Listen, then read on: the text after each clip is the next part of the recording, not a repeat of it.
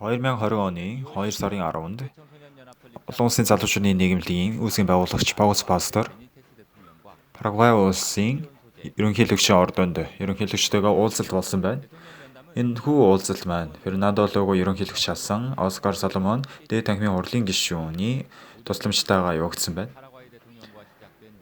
Энэ уулзалтан дээрээ Паулус Пастор залуучуудад сэтгэлийн боловсрол хийх болсон үүсэл болон бий болсон шалтгааныг ярин.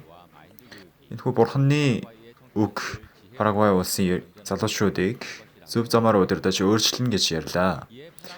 Парагвай улсын ерөнхийлөгч маш хүлээцтэйгээр хүлээж аван сэтгэлийн боловсролт ихэнх сонирхлыг илэрхийлжээ. Мөн 2 сургуульд сэтгэлийн боловсрол хөтөлбөрт оруулан явуулснаар цаашдын үр дүн харж агаад тэр туршилтын дагуу үр дүнг харж агаад илүү эрчимтэйгээр үйл ажиллагаа явуулъя гэж боловсролын салбартаа хамт явуулах боломжийг олгож өглөө. Паулус Пастор Ром номын 3 дугаар бүлгийн 23-24-өр сайн мэдээ тараажээ. Ром номын 23 дугаар бүлэг дээр хүн бүр нүгэл хийсэн гэж гарч байгаа.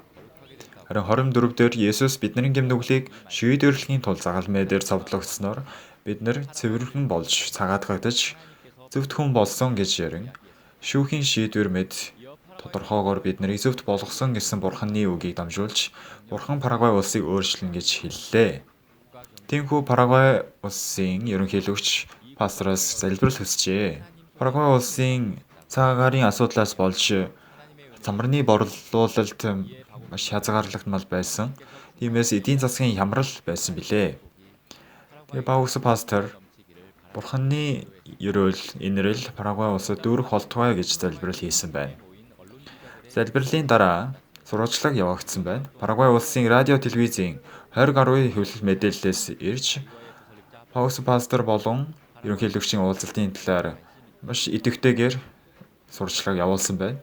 Паулус Пастороос сэтгэлийн боловсролын явуулах зардал болон хүрээ бас тэдгээрийн үр дүнгийн талаар асууж нэг цагийн турш явагдсан Парагвай ерөнхийлөгч болон Паулус Пасторын уулзалтаар дамжуулан Парагвай улсад сэтгэлийн боловсролыг эрчимтэйгээр явуулах боломж зам нэгдсэн байна.